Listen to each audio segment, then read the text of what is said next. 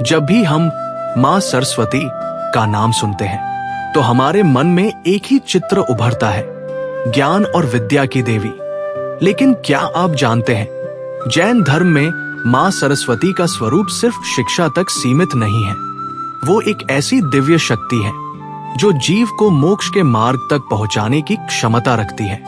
आज हम जानेंगे जैन धर्म के अनुसार माँ सरस्वती का रहस्यमय और दिव्य स्वरूप। भगवान ऋषभदेव को सृष्टि के आद्यकर्ता के रूप में माना जाता है।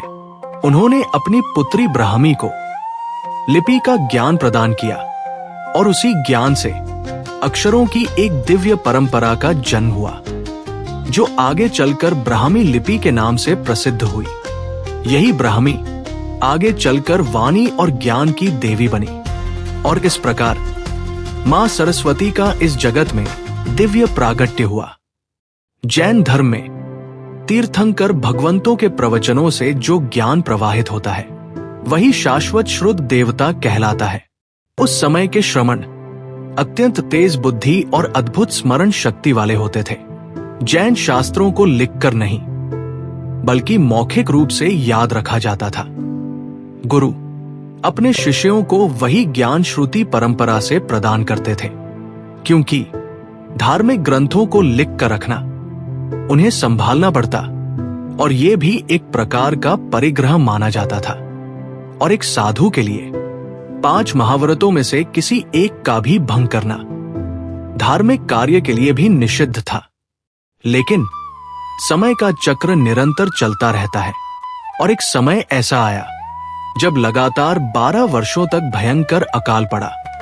उस कठिन काल में जैन साधुओं के लिए भिक्षा प्राप्त करना भी लगभग असंभव हो गया।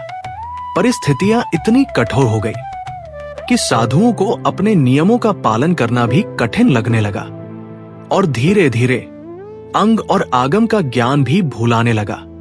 अकाल के वर्षों के बाद जिन साधुओं को जो ज्ञान स्मरण था उसे एकत्रित करने के लिए एक महासभा आयोजित की गई। इस महासभा में आगमों को पुनः मौखिक रूप से संकलित किया गया।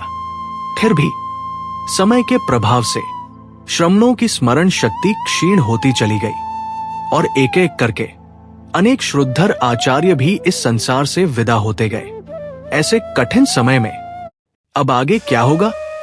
कैसे इस ज्ञान को सुरक्षित रखा जाएगा? अब कहानी लेने वाली है एक नया और रोचक मोड़। पूरी कहानी देखिए हमारी YouTube चैनल जैन लाइब्रेरी पर।